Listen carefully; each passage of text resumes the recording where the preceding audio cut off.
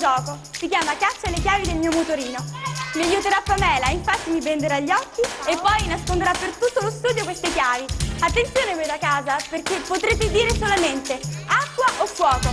Né acquetta né fuochicino, se no verrete subito eliminati. Ok, partiamo con la prima telefonata. Pronto? Ciao Alessia. Ciao, come ti chiami? Mi chiamo Assunta. Ciao Assunta, cominciamo subito a giocare? Benissimo. Ok. Bello.